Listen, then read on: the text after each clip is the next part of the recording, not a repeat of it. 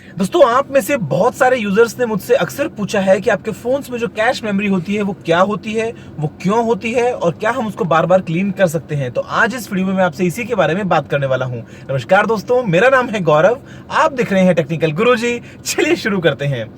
तो देखिए, basically cache memory तो एक हार्डवेयर बेस्ड स्टोरेज है जो आपके प्रोसेसर के नजदीक लगी होती है, चाहे हम बात करते हैं कंप्यूटर्स की, चाहे हम बात करते हैं स्मार्टफोन्स की।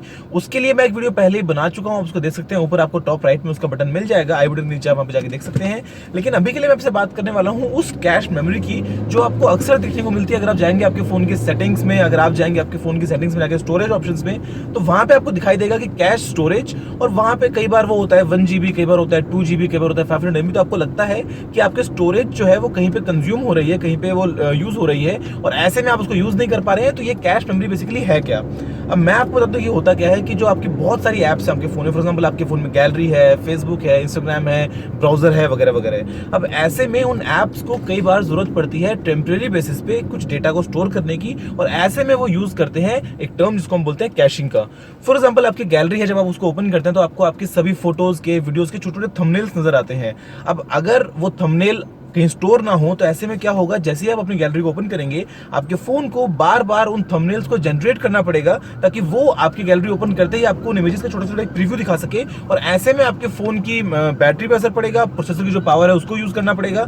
इसके बजाय गैलरी ने क्या किया, एक बार आपके सभी थंबनेल्स को जनरेट कर दिया और उसके बाद में उनको एज अ कैश स्टोरेज कहीं पे स्टोर कर लिया आपके फोन की मेमोरी में ही। तो अगली बार जब आप भी गैलरी खोलते हैं तो आपके प्रोसेसर को कुछ भी काम नहीं करना पड़ता, सीधा वो जो डेटा है स्टोर्ड कैश मेमोरी में वहां से लोड होकर आपकी गैलरी में आ जाता है, और आपको आपके सभी थंबनेल्स बहुत ही तेजी से दिखाई देते हैं। आपको लगता है कि आपको जैसे फोन जो है वो बड़ा फास्ट है।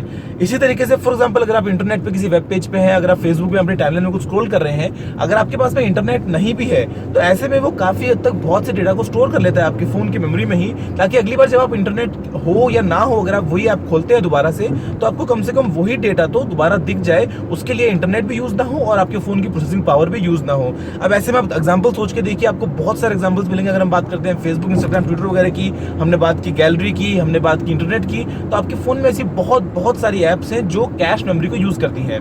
अब ऐसे में ये चीज तो बहुत अच्छी बात है, लेकिन क्या होता है टाइम के साथ साथ कैश मेमोरी भी बढ़ बढ़ के कभी 500 MB, 1 GB, 2 GB तक भी पहुंच जाती है। अब ऐसे में हमको लगता है कि यार ये हमारी स्टोरेज जो है उसमें एक बड़ा हिस्सा बन के बैठी है, तो हम क्या इसको क्लीन करें या ना करें।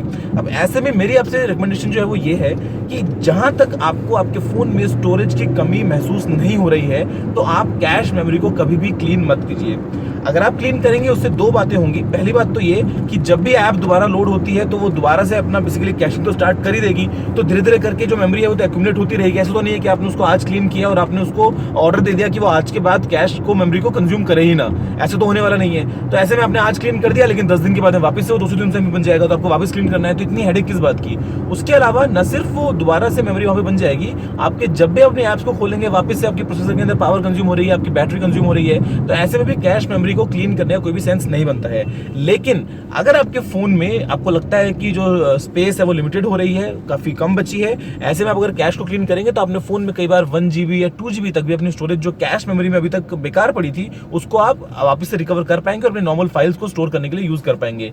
इसके अलावा अगर आपके फोन में कोई भी ऐप कभी कभी मैलफंक्शन करती है, अगर वो ठीक से अपडेट नहीं हो रही है, अगर आप खोलते हैं तो कुछ एरर वगैरह आता है, तो ऐसे में आप कैश मेमोरी को भी क्लियर कर सकते हैं। और ये काम आप सभी ऐप्स के लिए नहीं, आप इन ऐप हर एक ऐप के लिए स्पेसिफिकली अलग से भी उसकी कैश मेमोरी को क्लीन कर सकते हैं। अगर आप जाएंगे सेटिंग्स में, आप जाएंगे वहां पे एप्लीकेशंस में, तो वहां पे आपको दिखेगा किसी भी एप्लीकेशन को क्लिक करने के बाद में कि नीचे लिखा होता है कि clear cash and clear data. अब डेटा जो है वो है जो उस ऐप ने स्टोर किया है, जो आपकी यूजर क्रेडेंशियल्स है, वहां पे जो भी आपकी डिटेल्स है, वो अगर आप क्लीन करेंगे तो ऐप ऐसी बन जाएगी जैसी आपने पहली बार उसको इंस्टॉल करने के बाद में ओपन किया था। लेकिन अगर आप सिर्फ कैश मेमोरी को क्लीन करते हैं तो आपकी ऐप वैज इट इज रहेगी, कोई चेंजेस नहीं होंगे, सिर्फ जो कैश स्टोरेज है वो उस पर्टिकुलर ऐप के लिए क्लीन हो जाएगी और आप उसको बाद में हो सकता है और थोड़ा स्मूथली यूज कर पाए। इसके अलावा कैश को तब तक क्लीन मत कीजिए जब तक आपके फोन में स्टोरेज की कमी महसूस आपको ना हो। दोस्तों, मुझे उम्मीद है कि वीडियो आपको पसंद आया होगा। आप जान गए होंगे कैश मेमोरी के बारे में, ये क्या होती है, इसकी जरूरत हमको क्यों पड़ती है और हमको क्या इसे क्लीन करना चाहिए या फिर नहीं। अगर आपको वीडियो पसंद आए तो जरूर से लाइक और शेयर कीजिएगा। अगर आपने अभी तक सब्सक्राइब नहीं किया है तो चैनल को सब्सक्राइब कर लीजिए। अगर आपको कोई भी सवाल या सुझाव हो तो नीचे कमेंट करना मत भूलिएगा।